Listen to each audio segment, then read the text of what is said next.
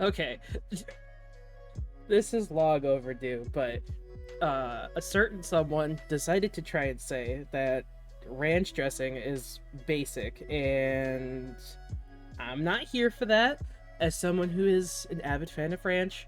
So I thought I would record a presentation I gave to the Koillective. What was this? June? July?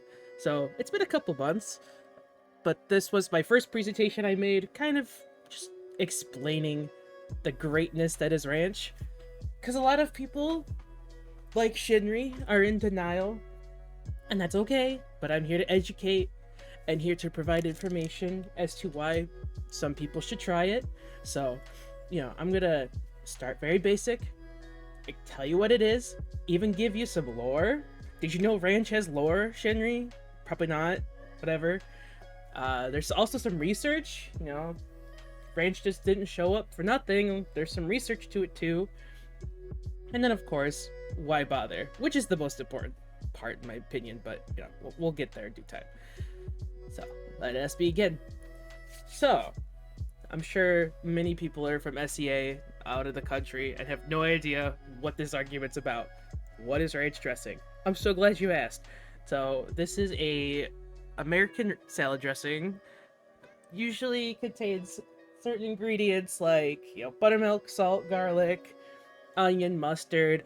He likes honey mustard, doesn't like ranch. All right, herbs, spices.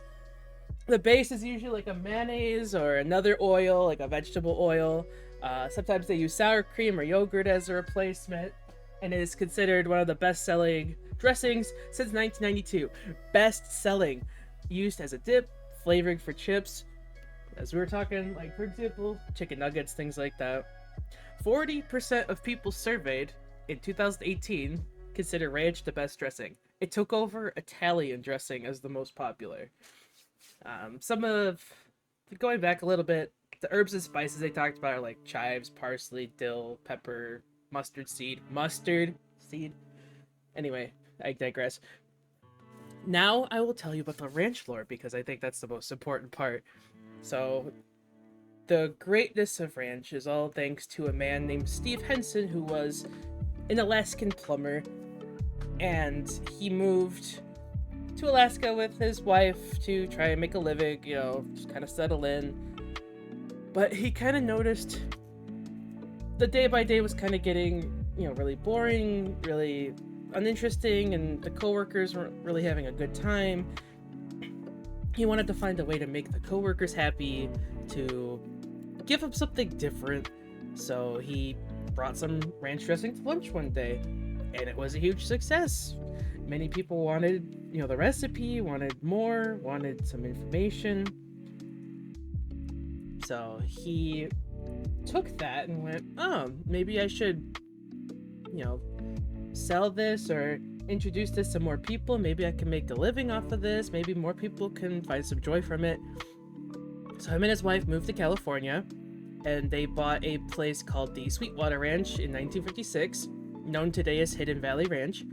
And at that ranch, he sold packages, which were back then 75 cents a piece, to random people, mail orders. I think it was just like the packets of the powder and not so much the like actual sauce itself, but I could be mistaken. In 1970s, this soon, boomed. More requests were coming again. It was hard to meet demands, and so he became a big corporation in a factory, and then had to move his location to Colorado and Nevada for more space, more resources, more factory production. So fast forward a little bit, October 1972, Clorox ended up buying the rights to Hidden Valley Ranch, and Henson was able to happily retire with his wife and kind of just, sit back and watch his invention grow. Kraft and General Foods tried to create their own, like, ranch-style seasoning, but they were sued for trademark infringement by a Waffles Platter company who was known for beans? Like a ranch-style beans? I don't know.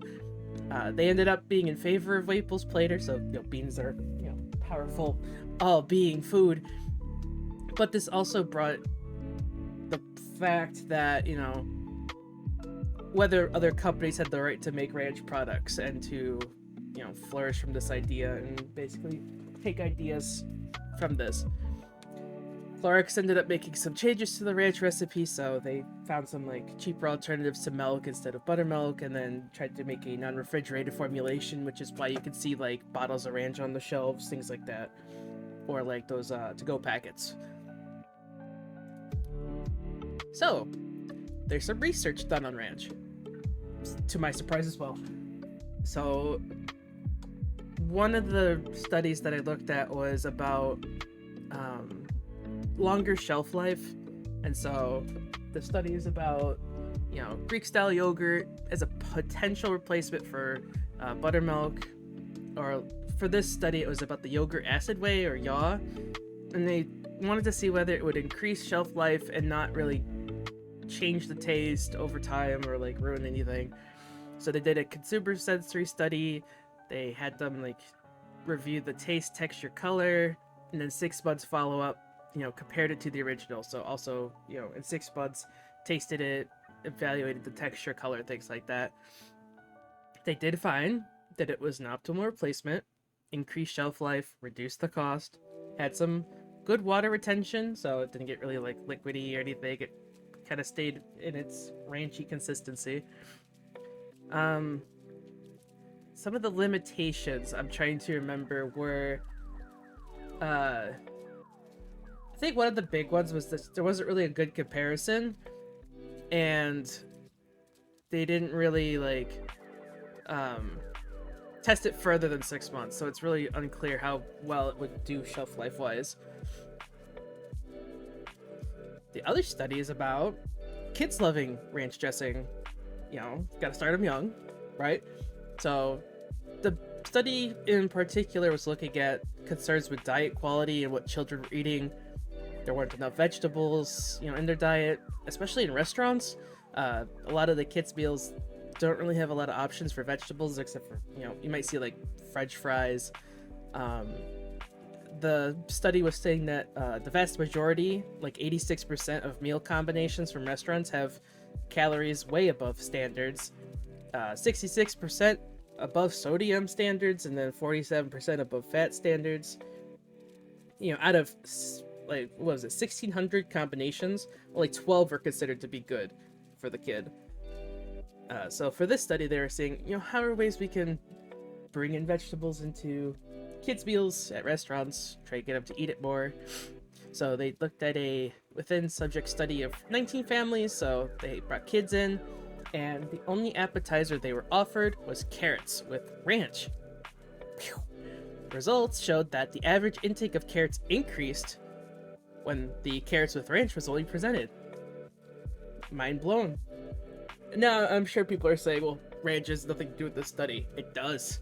It was included with the carrots. Think about it. How many kids do you know just eat the carrots? Come on. Like, they gotta dip it in something and, get their table messy. So, ranch has potential there. There was a self-report survey I did find. They asked a bunch of individuals if they liked ranch dressing. It was just a survey of just like 100 random people that they saw on the street. Just a simple yes or no question, like, do you like ranch? Do you use it often? Results were very significant and showed that, many people do like ranch. They do use it often.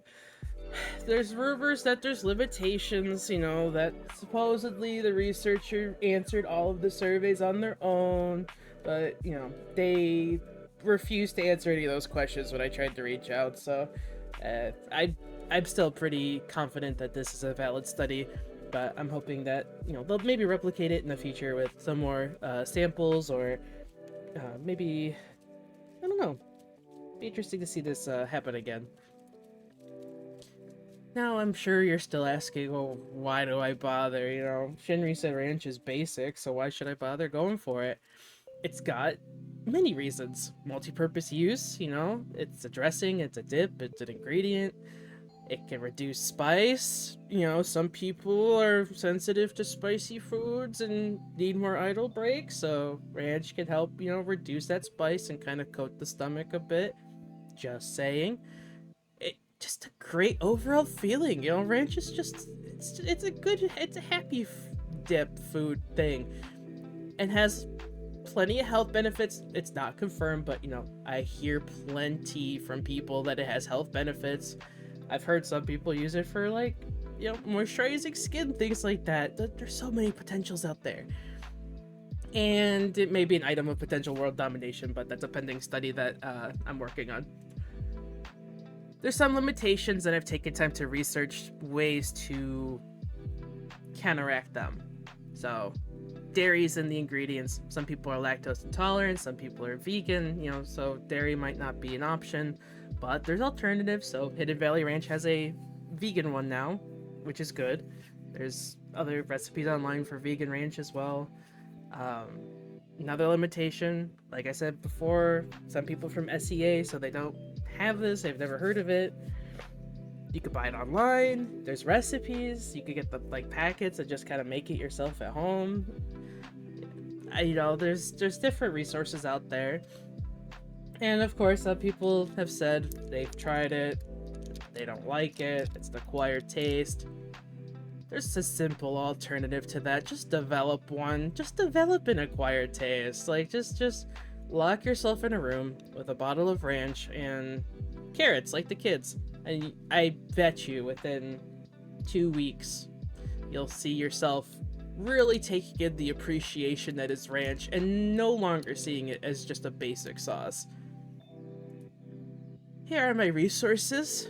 I hope this was very informative and maybe will change your mind that ranch is not basic, but I'll leave that to your discretion. That is all for me.